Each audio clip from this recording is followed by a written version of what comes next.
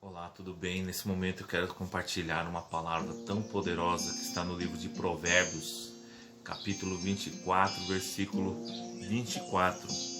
Diz assim: Quem disser ao ímpio, você é justo, será amaldiçoado pelos povos e sofrerá a indignação das nações.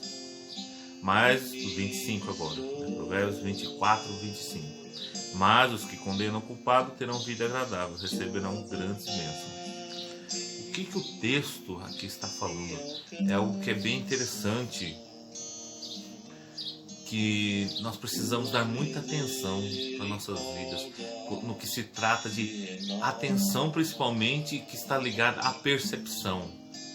Uma percepção distorcida é uma distorção de crenças, e essa distorção ela vem a partir daquilo que você construir na sua vida, né? As suas crenças, as suas concepções, os seus rótulos, naquilo que você acredita ou naquilo que você desacredita, naquilo que você duvida.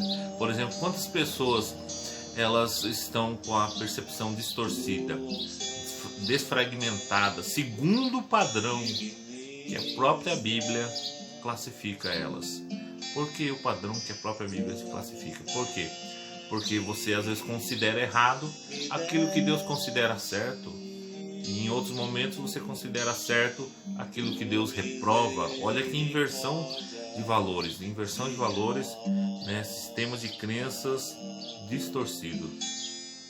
Então, nós podemos ver quantas vezes começou tudo isso no Jardim do Éden, né?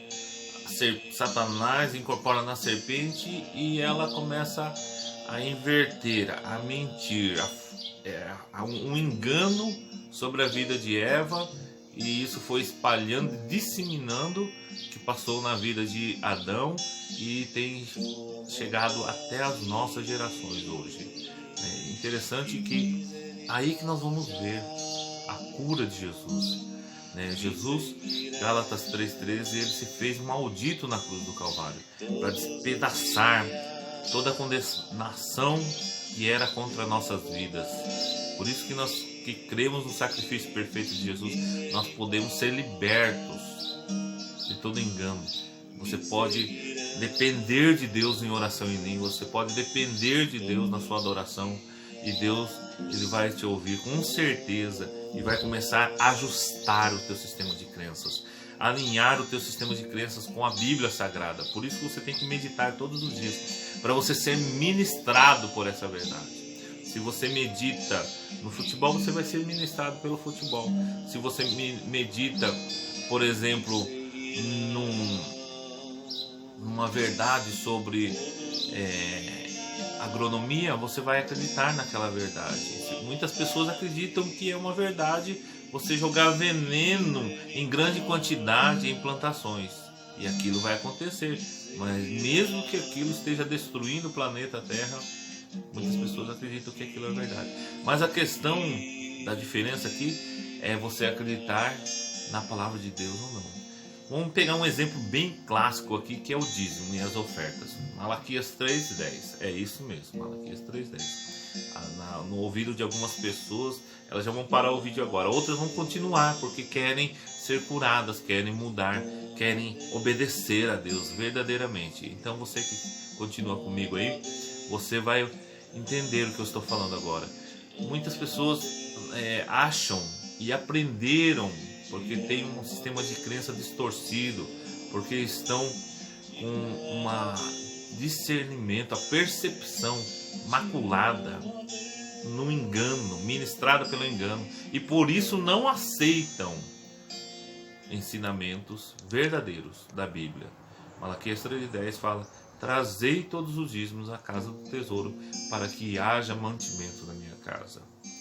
Os dízimos é para levar 10% espontaneamente, livremente, de livre vontade, com alegria no coração, e não forçadamente. Eu não estou falando para você ir forçadamente, e nem com tristeza você ir fazer uma oferta ao Senhor, negativo. Não é isso que a Bíblia fala. Estou falando o verdadeiro ensinamento da Bíblia, né?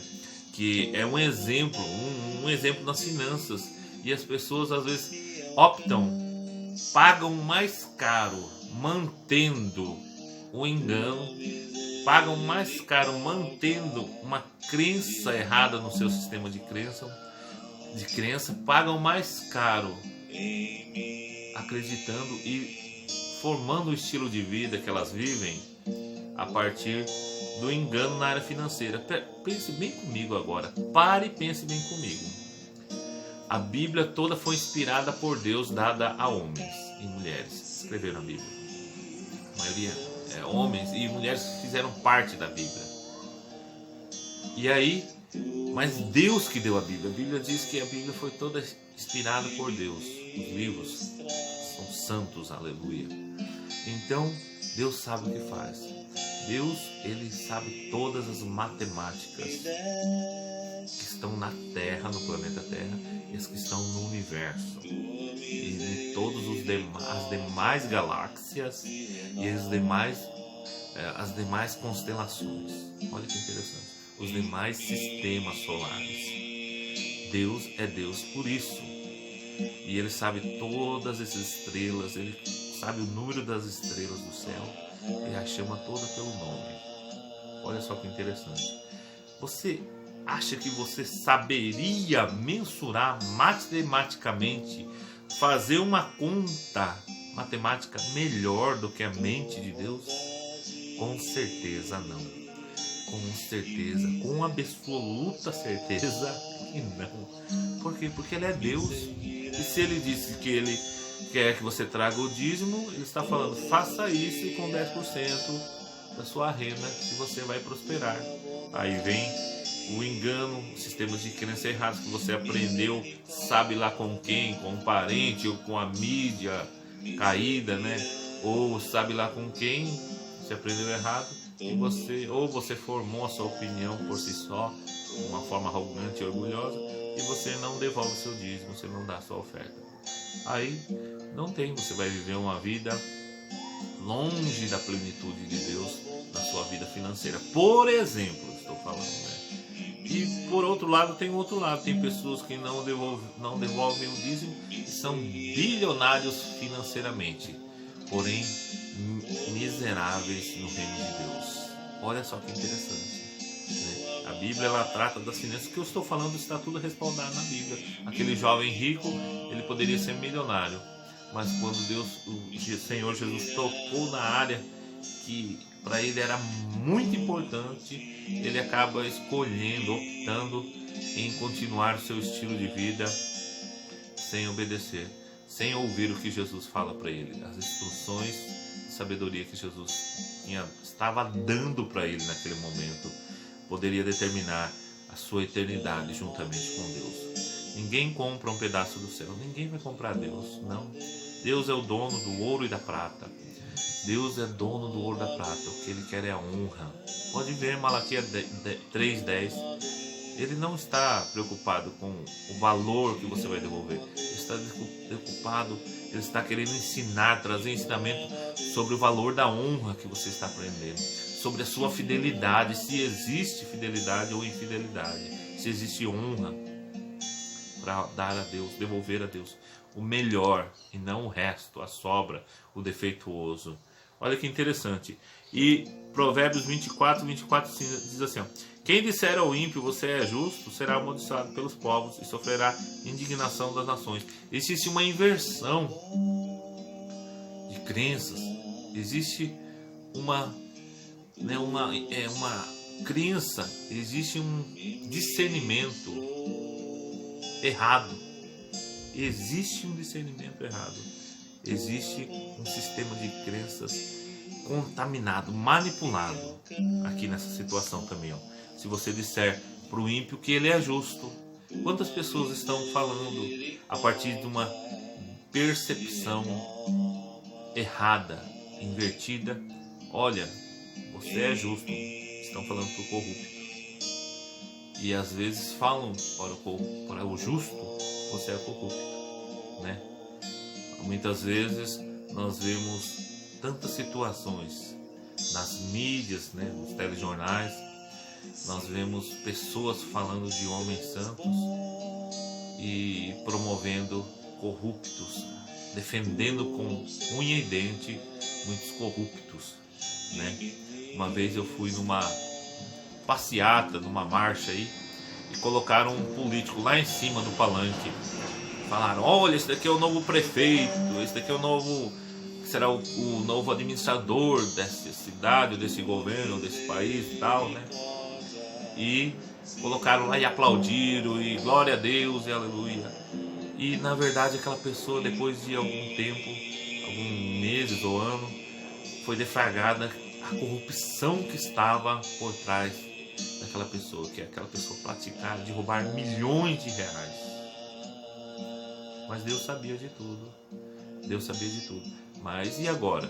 Aqueles que se dizem de Deus, que têm uma percepção distorcida, né?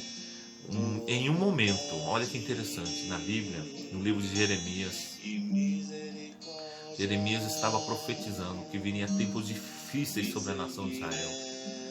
E Passur, um outro profeta do mal, que era contrário a Jeremias, ele profetizava bênçãos e vitória para a nação, para as nações. Ele profetizava naturalmente e carnalmente, com certeza. Mas Jeremias profetizava de acordo com o que Deus lhe revelava. E verdadeiramente ele era um profeta verdadeiro de Deus. Só que Passur profetizava na carne, para agradar os governantes, né? E todo mundo gostava de Passur e odiava os governantes, odiaram Jeremias, colocaram ele no tronco. E naquela época chegaram o rei, né? Chegaram tortura, bateram, espancaram ele ali no tronco. E ele sofreu. Mas às vezes, quantas vezes nós vamos ter que optar, decidir o nosso estilo de vida pela verdade de Deus? Às vezes você não vai precisar de falar a verdade, mas você tem que viver a verdade. A verdade só tem poder para aqueles que a vivem. Se você só fala da verdade e não vive, isso a Bíblia classifica como um fariseu. Então, a Bíblia termina aqui o versículo 25, ó. Mas os que condenam o culpado terão vida agradável, receberão grandes bênçãos. O certo é você condenar quem é culpado. Será abençoado, terá vida agradável e receberão grandes bênçãos. É o certo. Se Jesus condenou o estilo de vida farisaico, de farisaísmo, de fariseu, é porque aquela vida existe distorções. Aquela vida estava colocando as finanças, as posses que os fariseus tinham, que eles podiam viver uma vida pouposa, né? Como toda cheia de luxúria. Mas Jesus condenou aquela vida de aparência, aquela vida de fariseu.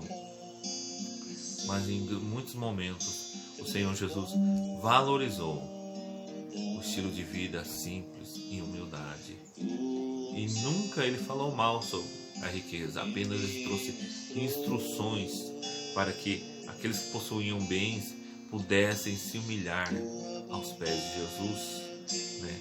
Pudessem se prostrar verdadeiramente, ter humildade verdadeiramente, e não deixar que a arrogância tomasse o coração daquelas pessoas que trocam, preferem adorar Mamon, preferem servir Mamon do que servir a Deus. Não invirta os seus valores.